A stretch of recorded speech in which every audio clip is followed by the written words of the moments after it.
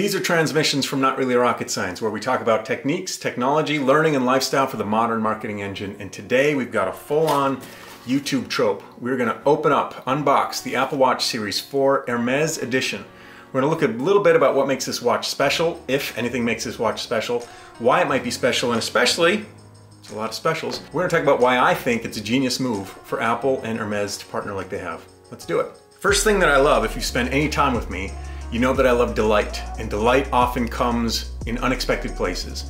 Usually the status quo, when we can elevate just a little bit above that.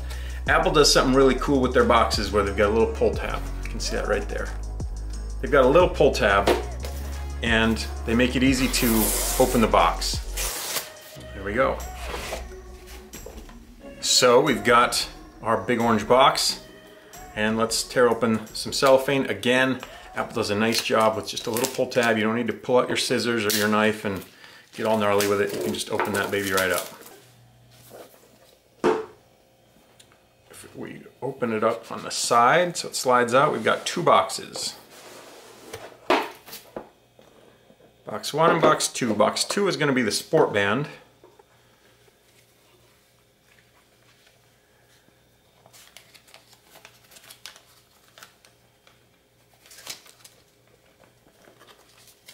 Some paperwork, and oh, actually box 2 is actually the leather band. All right, well, we'll put that there. So let's take a look at this band before we do anything else. This is the single tour deployment clasp. Let's take a quick look at this deployment buckle. It comes closed, and there's two little buttons here on each side. One right there, one right there. Push those and it opens. Now, what I'm really interested in is, yeah, I don't want a lot of action there. And there isn't very much. And, ooh, its attachment to the strap is nice. This is really nice right here. Kind of a jewelry grade stainless steel with attention to detail paid on the clasp. And then closing is, yeah, nice and satisfying close. Let me kind of show you why that matters. This is a Tag Heuer, also deployment buckle. And it's got a nice satisfying clasp, different way to opening. But you can feel when it closes and when it opens, you can feel how high quality it is. And there's very little action there. Very little action when it comes to the watch. And I've had this for a decade, so high quality. This is super cheapo Amazon, and it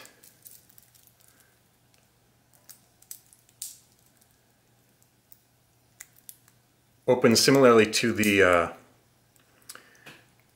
Hermes. It's got two little buttons here, so when I push those, it opens. But look at the action on this. See how wiggly that is? And on the watch too. And this is it says on the back that it's stainless, but it's a really thin, I mean, you can even see that. It's a thin stainless. It's as kind of, you know, inexpensive as they could manufacture it to be. And it's fine. I mean, I've had it for a year or whatever. I wear it occasionally. I don't wear it very often. But the difference is obvious and remarkable. So let's set that aside, and we'll keep opening up what we have here. There is the watch. I think it's interesting that they broke it up this year. There's always been a really great ritual to opening Apple products where you kind of go through layers. And I think it's interesting that they split apart the watch, the actual watch face. And the only reason I can think to do that is kind of an onboarding experience. Oh wow, it just fires right up.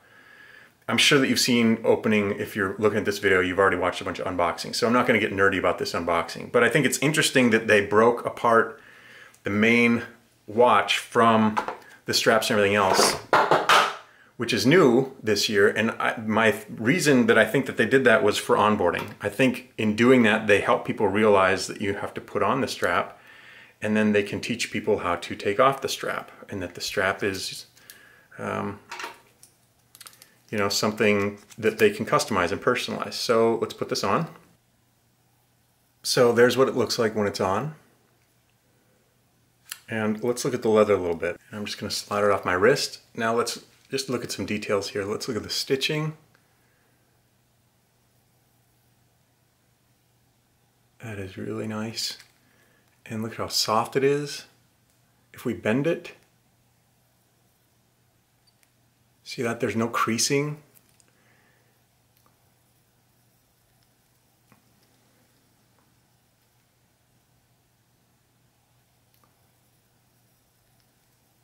Here is a strap that I got at Best Buy a couple years ago. And I've worn it, you know, I don't know, not a lot. It's not my everyday wear. But look at how creased it is, which is fine. Leather should kind of get a patina over time, but it's a cheap leather. It's almost rubbery. Look what happens when I bend it. Look at the crease and the flex.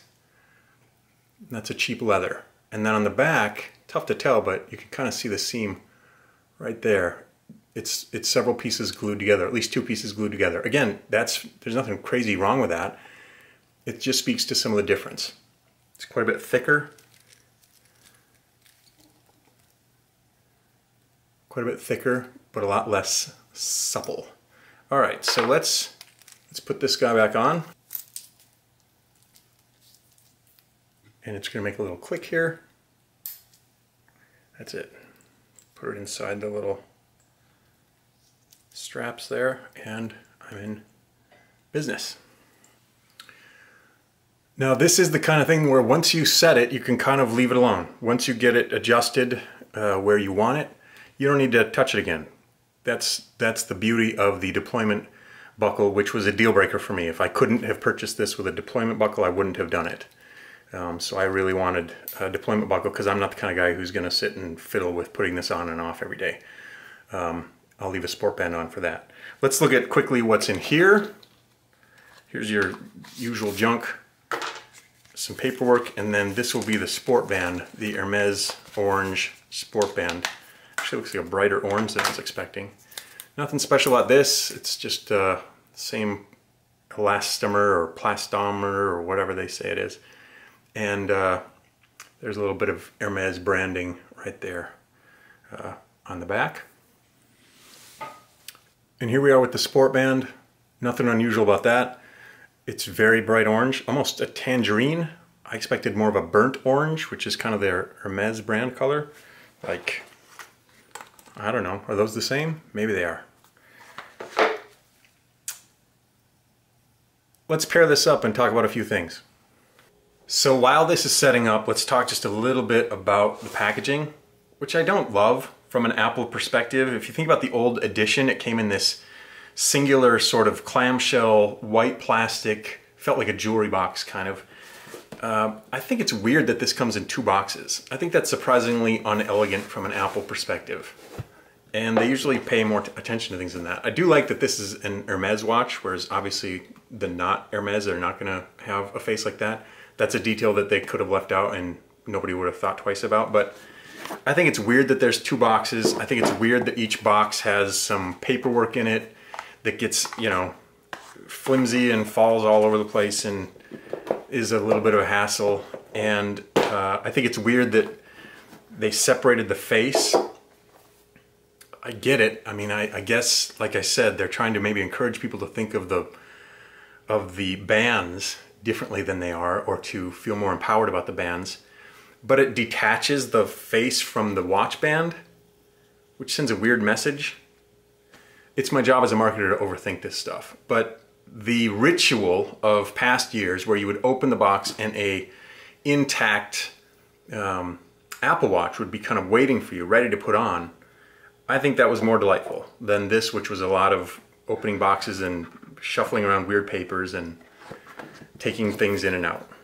A little bit awkward, if you ask me.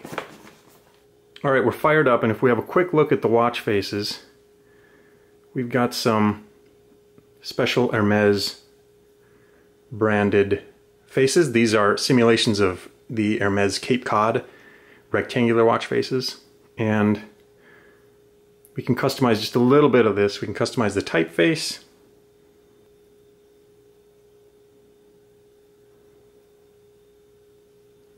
And we can customize the dial. Maybe we want fewer numbers or more numbers. We can have our color change just a little bit. There's the popular bicolor. So there's been some questions about, is this color only exclusive to those straps, the dual color straps? The answer is no. And then here we can update our complication. Only one complication. So we can't add any more complications, and we can do a few things with that.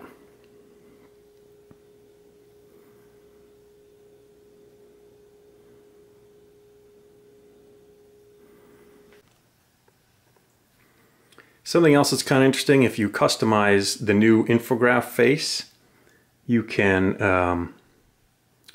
customize the face with white or black or Hermes. Let's see if I can get that. Yeah, this is the only face I've seen where you can do that. So if you like this, then you keep it there, and you'll have an orange and Hermes orange watch face. I mean, I don't know. None of the others seem to do that, which is interesting.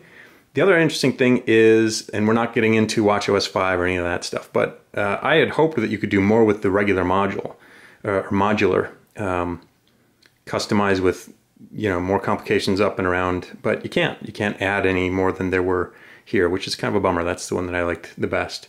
But for now, I'm going to try this one and see how it works for me. I'm not sure who shops at Hermes.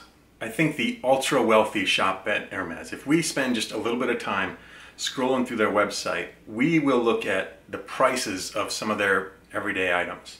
I got watches here for $3,300, $4,300, $7,650. Here's a briefcase for $8,450.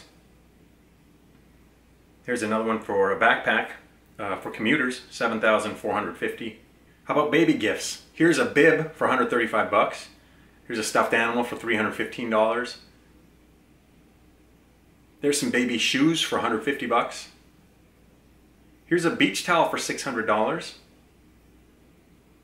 But here's the thing. That doesn't matter because I'm not necessarily their ideal customer. Hermes has been in business for nearly 200 years. They know exactly who they're speaking to. They've done a great job of knowing their audience and knowing their story.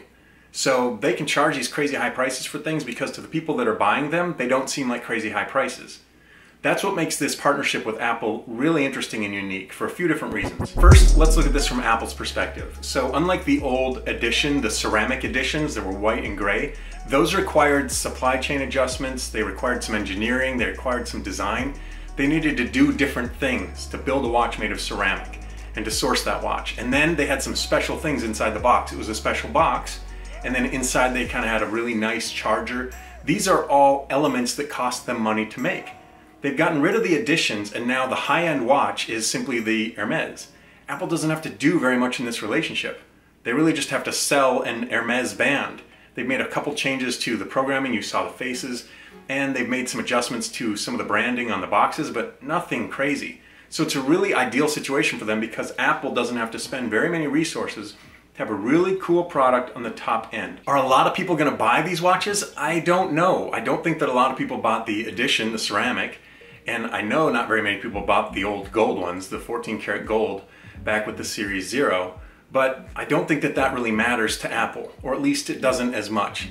I think what Apple's looking for is credibility. They like to be in the fashion magazines, they like to be in the conversation in New York or Paris with the fashion magnates, and I think a partnership with Hermes lets them do that. So at very low cost, they get to offer a product that maybe it's not a huge seller, but it puts them into a conversation that they otherwise, I don't think, would be able to be in. I think that's interesting from a branding and marketing perspective for Apple to do, a little bit genius, in fact. Let's look at it from the perspective of Hermes. I think that the default approach might be, well, this introduces a product to an audience that might not normally be paying attention to Hermes.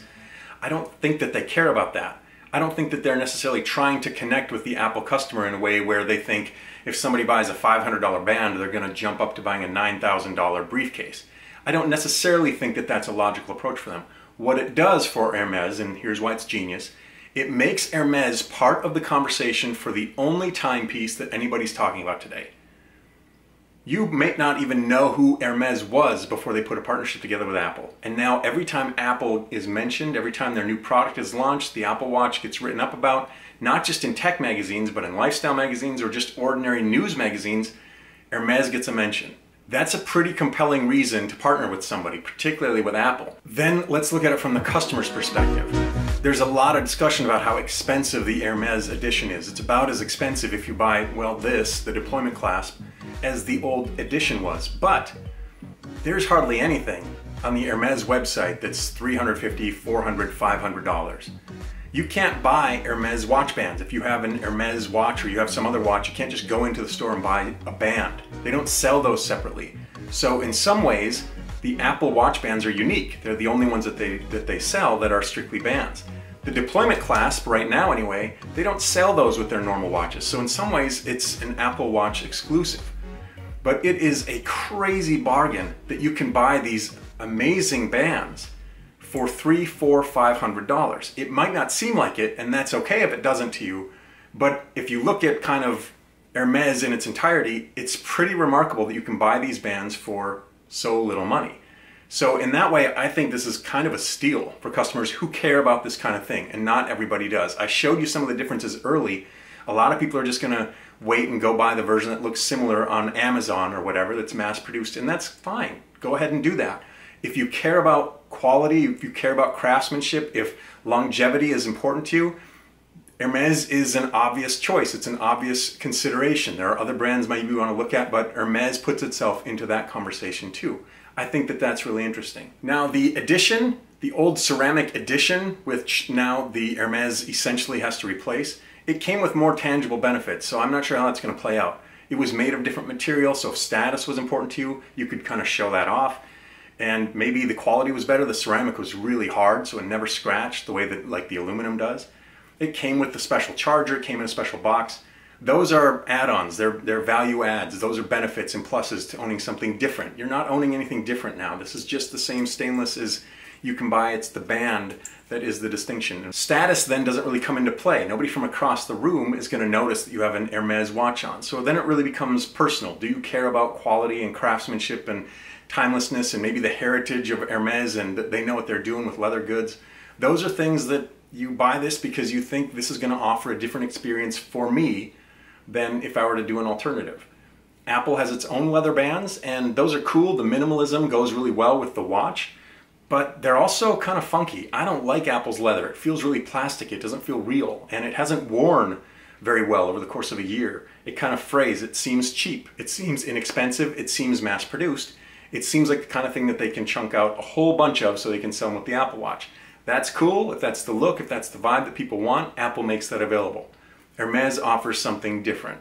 So will it be worth it? I don't know. I don't really know what that means. I don't know if subjectively that's something a person can answer. I'm going to report back in 6 months or so that I can tell you how it's worn and how I feel about it and if things are different or if I have any feelings about it or if it's just maybe not unlike owning any other sport band or any other watch band that I could buy at Best Buy or whatever. But I think that the important thing to think about isn't is it making sense for Apple? Why is Apple doing this partnership? Nobody's going to buy this thing. People will buy this thing, and the partnership makes a ton of sense for both companies, even if the bottom line, how many of these are we going to sell, isn't necessarily the priority. It's actually, I think, from a business, brand, and marketing perspective, strategically really sound. It lets Apple continue to offer products at a lower end with the aluminum, the middle end with LTE and with stainless, and then at the higher end with a product that they don't have to work very hard to manufacture or to sell. And it lets Hermes be part of an important conversation that they otherwise wouldn't be part of. People wouldn't even be talking about Hermes in the same way. So that's what I think. What do you think? Do you think this is stupid? Do you think this partnership is a waste of time? Do you think these watches are ridiculously overpriced and expensive and there's no way that it's worth it? Leave a comment. I would love to know what you think. If you hit subscribe, I guess that's cool. If you hit the like button, I guess that's good. But you know what? I don't really care. I'm coming back soon with something else to talk about. So until next time, I'm Chris Bintliff, and this is Not Really Rocket Science.